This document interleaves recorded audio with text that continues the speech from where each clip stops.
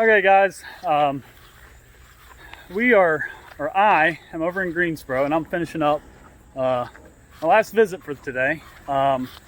This particular job, we're doing underground drain flush, and my guys had come out here, I don't know, a week or two ago, and we cleaned out a lot of the underground drains. There's an underground drain here, there's another one here, here, and here. Okay, I believe all of those drains tie into a pop-up that comes out up here. I believe we got water flowing, and I believe we got all the drains cleaned out, but the client was a little concerned about the fact that at this pop-up, my guys had said that they were going to back flush right here at the pop-up, and I think that they just forgot to. They probably saw right here. So when I say pop-up, this is what I mean by a pop-up emitter. Okay, see how there's some standing water right here?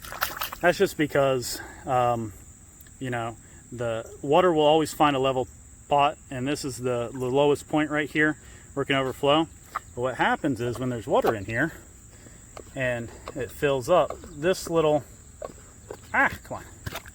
this little thing right here, okay, it lifts up like that, and then water can flow out. Okay, so that's why I call it a pop-up emitter. Just goes like that. When it rains, that comes up just a little tiny bit, like so, and lets water flow out. But one thing we like to do on all the jobs is go ahead and, you know, yes, we want to unclog right here at the downspout, especially in that first bend going underneath the ground. That's typically where most of the clogs are. But then, you know, once we find where it daylights, and this is considered daylighting right here. Daylighting just means where the pipe comes at the ground, where it daylights, okay?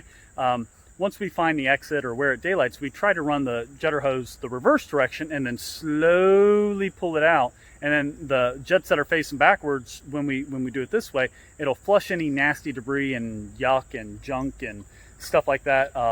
It'll flush it towards the exit. So even though there is water here, and we know that, you know, everything is draining properly because there is water here, we want to make sure we get all the debris out of the pipes. My guys simply forgot to do that. No big deal. The client let us know.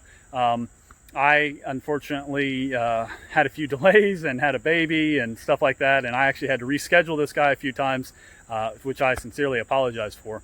Yeah, life happened. We got a few delays, but he's so understanding. He's just, we got the DIV Clean Service has the best clients, and he gave us a chance to come back out and make this right, and that's our goal. We never claim to be perfect, but we will do everything we can to make it right. We appreciate the opportunity to do that. So here's what we're going to do today. We're going to just reverse flush real quick. And I'm going to record this video, upload it to YouTube. He's out of town on business, and that way I'm going to send him a link, and that way the client can see that we took care of this for him. It's a win-win all the way around, and then we'll continue working for him here in the future. So here we go.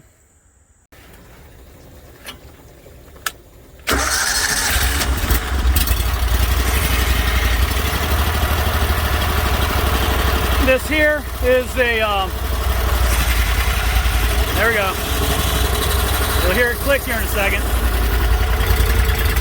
There we go, you hear that click? That's my overflow. So when I don't have the trigger pulled, this pump is still pumping. And now it's pumping water back to my buffer tank. And it does a couple of things. I could just have this pipe back into the inlet right here, but then that's going to circulate a lot, and it's going to heat up my water. By putting it back into the buffer tank, it doesn't overheat my pump, and it actually cools everything down.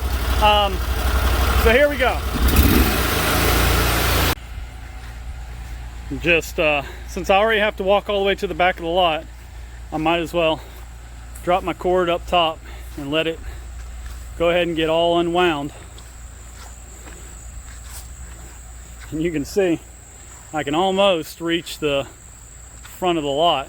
See the cord moving, the end of it moving all the way up there. I can almost reach the front of the lot from back here.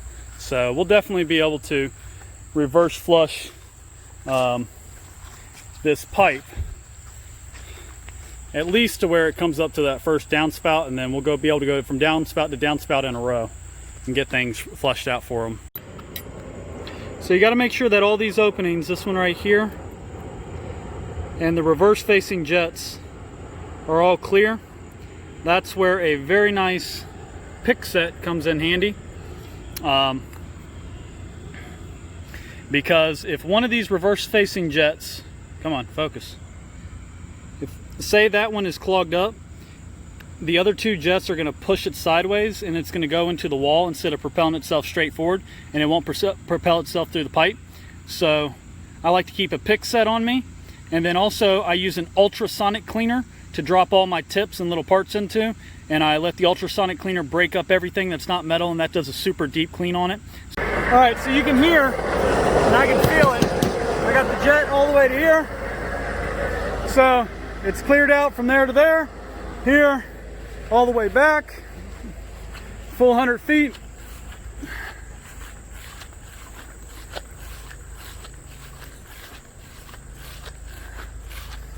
I just got some things wedged in the trigger here.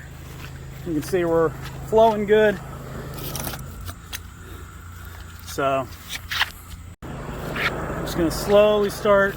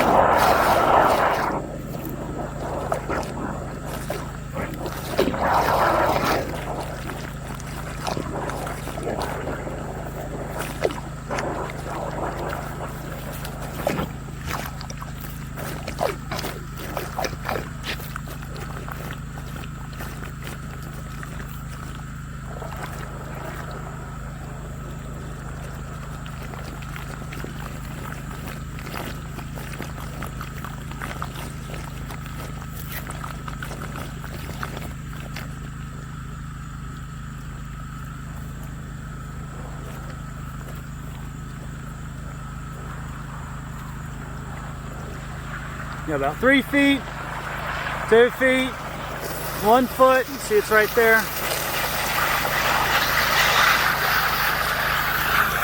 I'm just going to leave this here now that the jet is not, the forward facing jet isn't sucking water back in.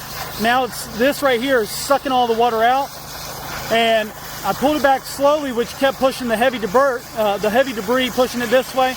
And you can see now that I'm just leaving it here. The water's getting clear. You can see we rinsed out a lot of roof grit and stuff that was in the drain. So that's how you reverse flush a pipe.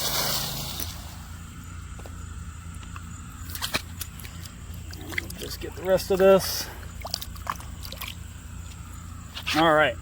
So that's how you reverse flush, and that's how you get all this lovely goodness out of the pipe, even the heavy sand here.